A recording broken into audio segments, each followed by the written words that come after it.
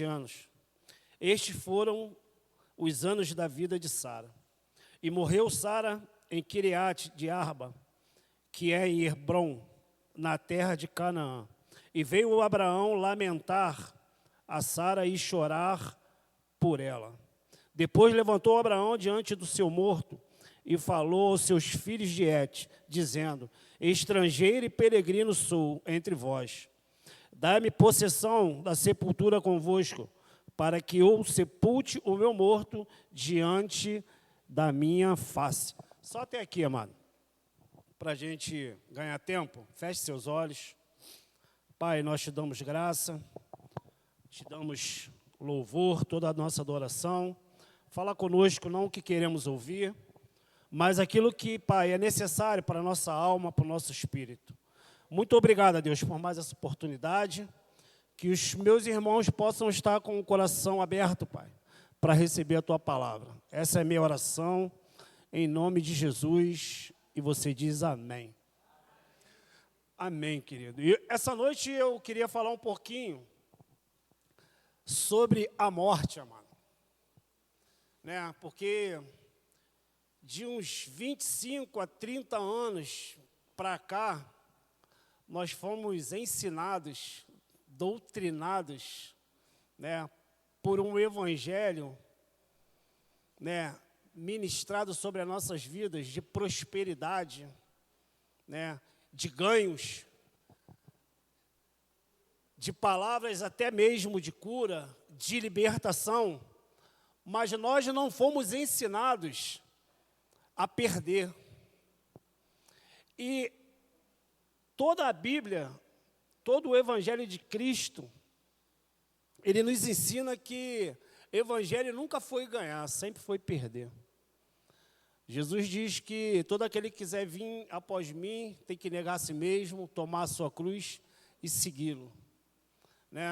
Então, e eu não estou falando só de igreja não, amado. Eu estou falando muitas das vezes dentro da nossa casa, nossos avós, nossos pais, não nos ensinaram, não nos prepararam para esse momento de perca, esse momento de morte.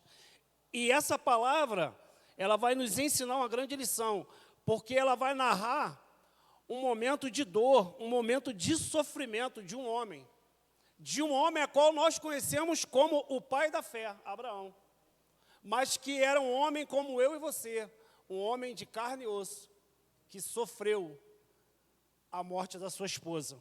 Então, a morte da sua esposa, Sara, na verdade, traz um ensinamento para nós.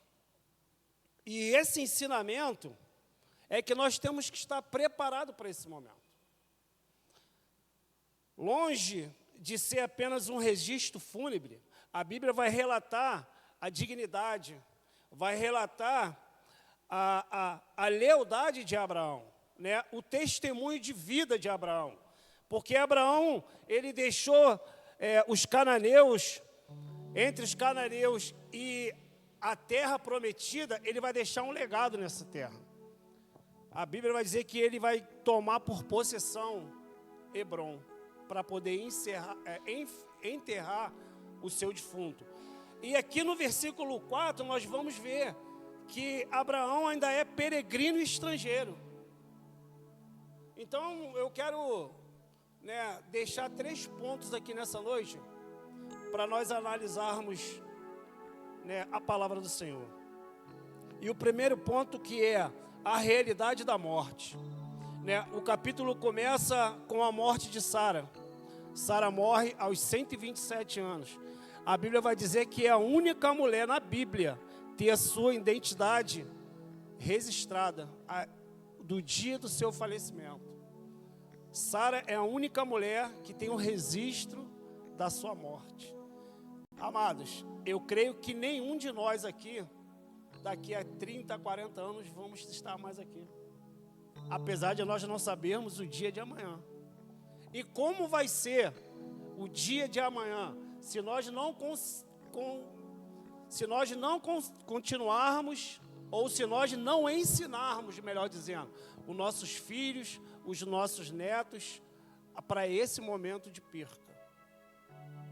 porque nós temos que se preparar para isso. Versículo de 1 a 2, ele vai relatar a dor humana de Abraão. Então Abraão vem prantear por Sara, chorar a sua morte. E preste atenção, aqui a fé na promessa de Deus não nos isenta da dor, a fé na promessa de Deus não nos isenta do sofrimento. Mas eu aprendo que a fé não nega a dor, mas ela nos oferece a esperança para enfrentar e superarmos todas as coisas em Cristo Jesus. Ainda que venha trazer dor em nós, nós temos esperança em Cristo, que nele nós somos mais do que vencedores, e nele nós podemos suportar todas as coisas. Então, é permitido chorar a dor, é permitido chorar a perca, mas creia que a promessa é a promessa de quê? Da ressurreição. Quantos creem na ressurreição?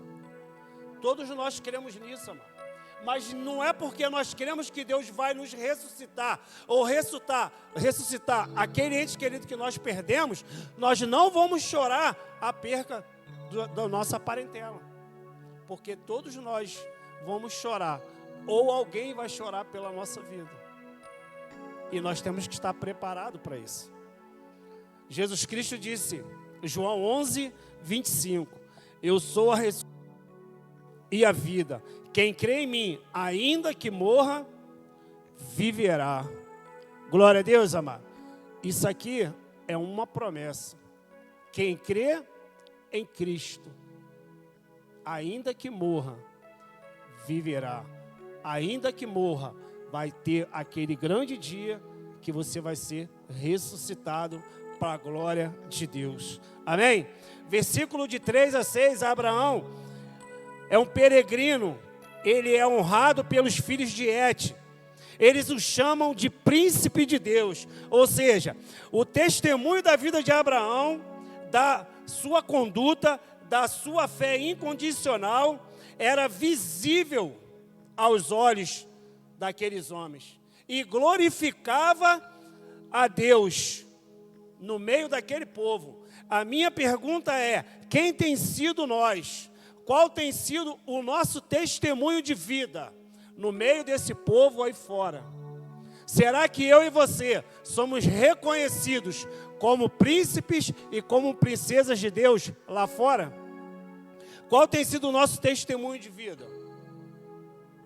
Porque é isso que eles estão reconhecendo. Eles estão reconhecendo Abraão como príncipe de Deus. A nossa conduta, ela honra o Senhor e nos dá dignidade, mesmo em momentos de dificuldade.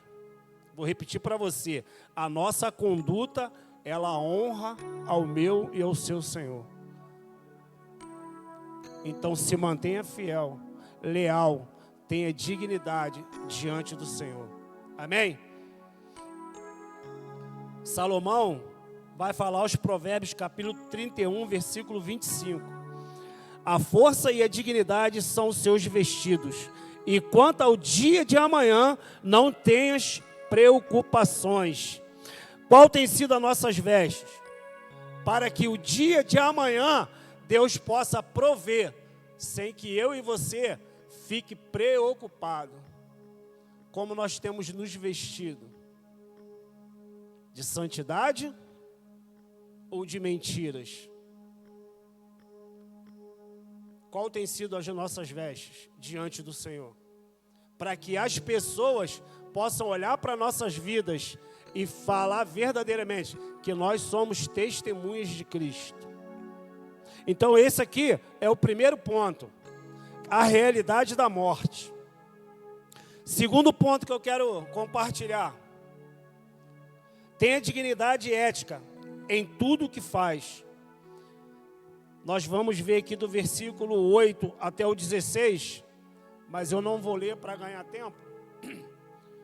Mas Abraão vai iniciar uma negociação para comprar o lugar, para poder sepultar Sara. Esse lugar se chama Caverna de Macpela. E aqui, Abraão vai mostrar a sua conduta e a sua ética e o seu senso de honra diante daquele povo. Porque se nós observarmos no versículo de 11 a 13, os heteus, por cortesia, por respeito, ofereceram a Abraão o melhor sepulcro e até mesmo todo aquele campo de graça, diaconisa Ana. Mas só que havia um porém aqui. Contudo, Abraão ele vai insistir em pagar o preço total. E ele não queria receber como esmola o favor que deveria ser da aquisição legal e permanente de toda a sua descendência. Porque Abraão não comprou aquele lugar só para enterrar Sara, mas ali Abraão também foi enterrado. E quase toda a sua descendência. Lia, Jacó, toda a sua família, bem dizer, foi enterrada ali. Então, cuidado com aquilo que as pessoas lhe têm oferecido, amado, lá fora, quando não tem ninguém vendo.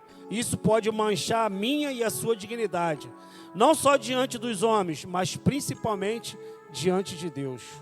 Cuidado com aquilo que estão nos oferecendo lá fora, mano. Como se fosse uma coisa de bom grado. Porque Abraão pagou aquilo que eles cobraram, amado. 400 ciclos de moeda de prata. Abraão não quis barganhar, não quis nada de graça. Abraão falou, põe o preço que eu vou pagar.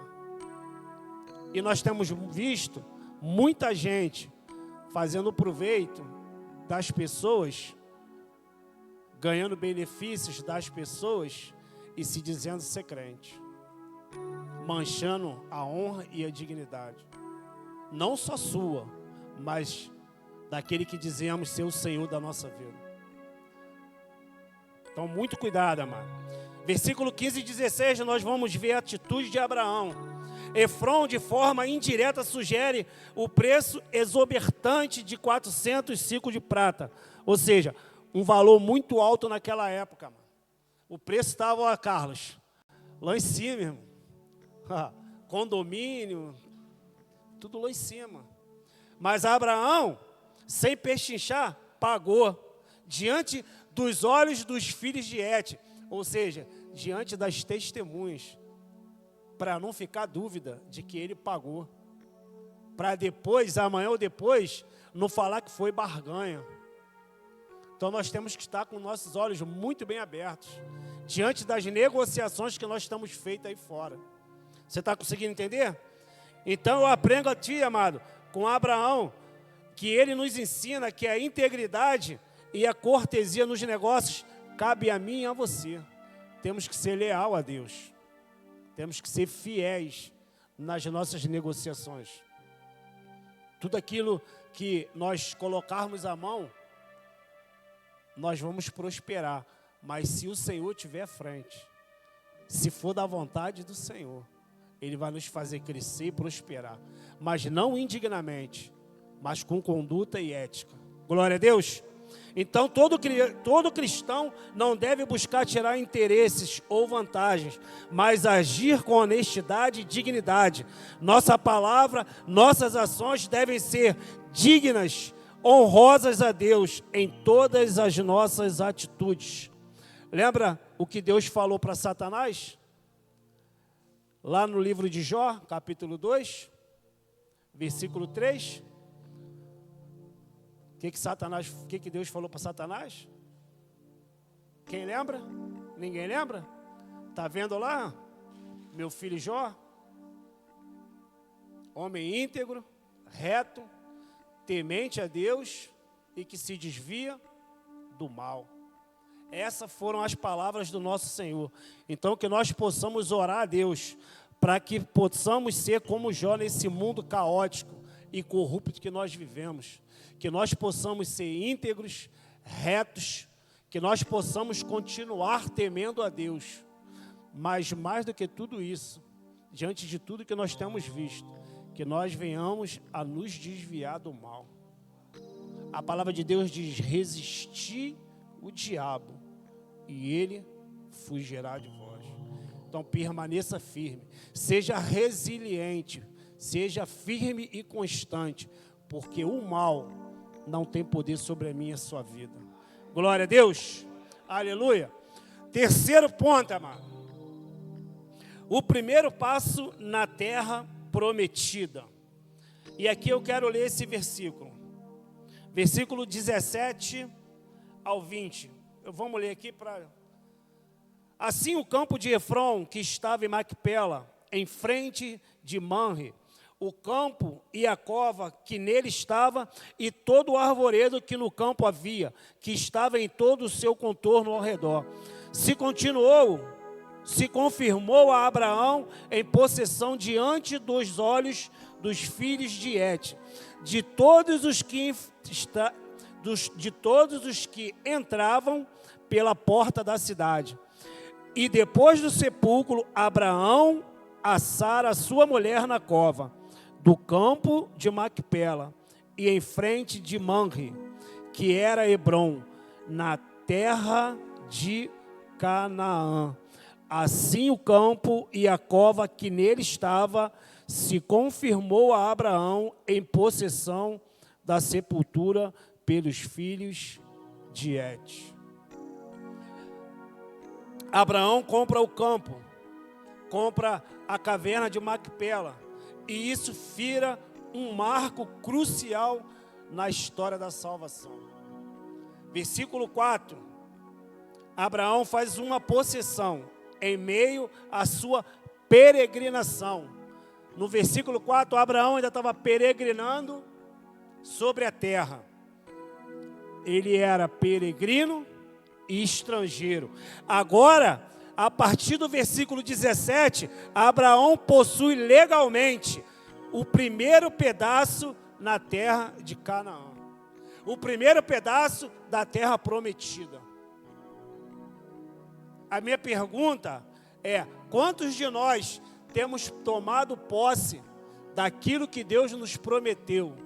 O que eu e você temos feito para tomar posse da terra prometida, a qual é promessa para minha e para a tua vida? O que nós temos feito? Qual tem sido a nossa atitude diante de tudo que nós estamos vivendo? Porque Abraão vai comprar a caverna de Macpela, onde não só a sua esposa foi sepultada, mas o próprio Abraão seria o próximo a ser sepultado. A Bíblia vai dizer que também Isaac, Rebeca, Jacó e Lia, ou seja, toda a sua descendência tomou posse, porque Abraão teve uma atitude de lealdade e de dignidade diante do Senhor. Tudo aquilo que ele fez para honrar e glorificar o Senhor serviu para que toda a descendência dele usufruísse da terra prometida. O que eu aprendo aqui é que a fé colocada em prática nos faz alcançar as promessas de Deus. Lembra, quarta-feira retrasada, antes do meu padrinho ministrar, a palavra foi o quê? Fé e obras caminham junto. Não adianta a gente dizer que tem fé se nós não praticarmos as obras, porque ela é morta em si mesma. Mas mesmo tendo fé e fazendo as obras, nós só somos merecedores, porque a graça, o favor imerecido de Deus nos alcançou. Para nós chegarmos na terra prometida, nós temos que manter a nossa fé, continuar caminhando, fazendo a obra, deixando o nosso legado, não só para os nossos filhos, para os nossos netos, bisnetos, para as próximas gerações, para que eles também possam alcançar aquilo que Deus prometeu para a minha e para a tua vida. Você pode dar glória a Deus? Então, ao entrar na terra, ao enterrar Sara, melhor dizendo, e depois a ele mesmo na terra, Abraão demonstra a sua fé viva na promessa de Deus. Hebreus capítulo 11, versículo 13. Todos eles morreram na fé, não obtiveram as promessas, mas viram-nas de longe e se alegraram com eles, confessando que eram estrangeiros e peregrinos na terra. o que eu aprendo aqui nessa noite? É que mesmo que vivamos neste mundo como peregrinos e estrangeiros, porque estamos aqui peregrinando, amém? Estamos aqui de passagem. Fomos doutrinados a só ganhar, a ouvir palavras de autoajuda, a ouvir palavras de que você vai ser bem-sucedido, que você vai ser rico, e eu não estou falando que é errado não, amado. Mas esse também, não só isso é o Evangelho. Nós estamos aqui peregrinando para termos uma vida eterna com o Pai. Mas só que nós temos que aprender a lidar com a dor, com o sofrimento, com as nossas percas e perdas, a qual a vida vai nos proporcionar. Então, nós temos que aprender a lidar com isso. Porque a vida não é um morango, como dizem aí fora. Amém? Abra sua Bíblia comigo, 1 Pedro, ou anota aí para a gente ganhar tempo. Pode botar aí, Xandão, 1 Pedro, capítulo 2, versículo 11.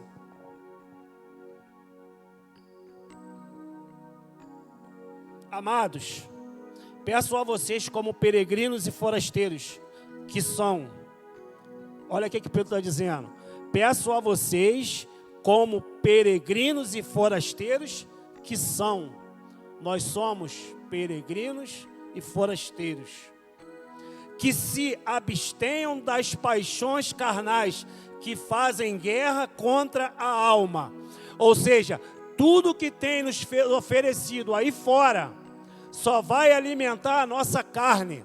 Se nós olharmos para esse mundo e vivermos de acordo com esse mundo, nós vamos ser aquele crente carnarebe, amado. Nós vamos viver na carne. Nós não vamos ter uma vida de santidade, de oração, de jejum, de propósito. Por quê? Porque estamos vivendo aquilo que o mundo tem nos oferecido. E Pedro está nos alertando. Não se que se abstenham das paixões carnais que fazem guerra contra a alma, tendo conduta exemplar no meio dos gentios, para que quando eles os acusem de malfeitores, observando as boas obras que vocês pratiquem, glorifiquem a Deus no dia da visitação. Nós somos um testemunho vivo para que eles olhem para a nossa vida e possam glorificar o meu e o seu Senhor.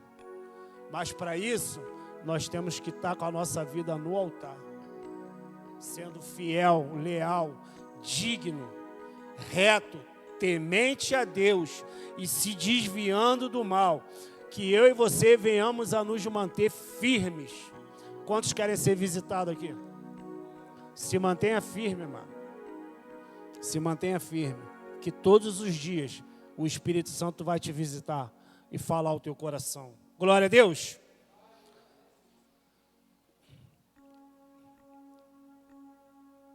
A família, eu escrevi isso aqui, dá tempo de eu compartilhar isso aqui. Isso aqui eu escrevi e quero compartilhar com a igreja. A família é um tesouro precioso que Deus criou. Homem e mulher. Criou Deus, homem e mulher. De Adão e Eva se formou a primeira família. Então a família é um laço de amor, é um laço de união, que nos acompanha em todas as jornadas da nossa vida. Ou seja, a família é, ou pelo menos deveria ser, um lugar de amor, de paz, de harmonia. Mas nós sabemos que nem toda a família é assim. E muitas delas, não se engane, crentes, muitas famílias vivem em pé de guerra. Porque muitas famílias não querem perdoar, não querem olhar para dentro de si e reconhecer o seu erro. Muitos de nós fazemos isso. Então a família, ela pelo menos deveria ser onde os corações se unem, onde as almas se conectam. Então aqui vai um conselho, amado. Cultive esse amor, seja grato, tenha respeito mútuo e sempre busque perdoar e se reconciliar. A palavra de Deus diz que uma certa vez os discípulos disseram: mas Senhor, quantas vezes devemos perdoar? 7 vezes? É isso, diácono Carlos? Não. E aí, a Bíblia vai dizer que não só deve perdoar 7 vezes, mas 70 vezes 7. É isso, diácono? Por dia? Por dia. Mais difícil ainda, né? Então, amado, nós devemos, diante de, de verdade, nós devemos olhar para dentro de nós mesmos. Porque nenhum de nós somos perfeitos. Nós estamos aqui aprendendo com aquele que é perfeito. Para que um dia, quando nós tivermos o nosso corpo glorificado, venhamos a conhecê-lo como verdadeiramente Ele é. Então, enquanto nós estivermos aqui peregrinando, nós vamos estar vivendo esse momento, um momento de santificação, a qual a Bíblia diz que sem ela, ninguém vai ver a Deus. Mas é um processo. Se santificar é abrir mão de você todos os dias. É você todos os dias reconhecer que Cristo é o caminho, a verdade e a vida. Que não há outro caminho para chegar até o Pai. Porque Ele mesmo falou: ninguém vem ao Pai se não for através de mim. Então essa é a nossa busca em peregrinar aqui na terra. Buscar ter uma vida de santidade e de santificação. Então aqui vai o meu conselho: cultive o amor, seja grato, tenha um respeito mútuo, porque a família, ela é um refúgio seguro, um lugar onde você pode ser você mesmo, sem medo de julgamento ou crítica. Porque não tem ninguém melhor para te ouvir do que o teu esposo ou a tua esposa. Aonde você abre o teu coração muitas das vezes e buscam junto, oram junto, jejuam junto, se endireitam junto, se perdoam junto para continuar a caminhada. Amém? Então amem uns aos outros incondicionalmente, apoiem-os e estejam presentes para eles, pois a sua família é o maior presente que Deus lhe deu. Então ame-os, porque as fotos se apagam, as viagens nos afastam muitas das vezes, e quando a morte chega, porque um dia vai chegar, sim ou não? Um dia vai chegar, mano. Um dia nem eu nem você vamos estar mais aqui. E o que vai sobrar disso? Somente as memórias. Mano. E qual vão ser as memórias que os nossos filhos vão ter de nós?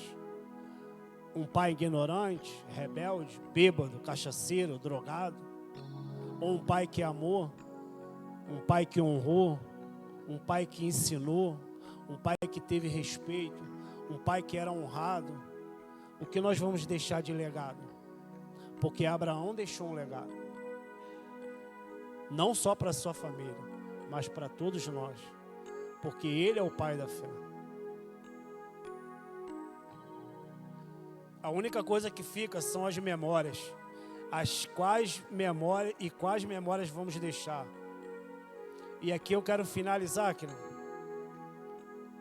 Falta 5 minutos. Dizendo que a caverna de Macpela era o penhor e a garantia do que viria no futuro. E a minha pergunta é: temos investido nas coisas celestiais, onde a nossa verdadeira herança está guardada? O que nós temos feito? Ou nós somos aqueles crentes só de quarta, de domingo, ou de terça-feira no grupo familiar? Como nós temos investido na terra prometida, naquilo que Deus nos prometeu, que estaríamos com Ele todos os dias, até a consumação do século.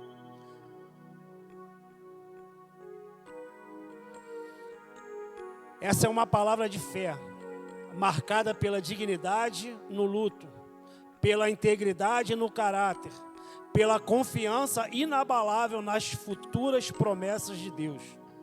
que a nossa vida, assim como a de Abraão, possa ser um testemunho vivo, não aqui dentro, mas lá fora,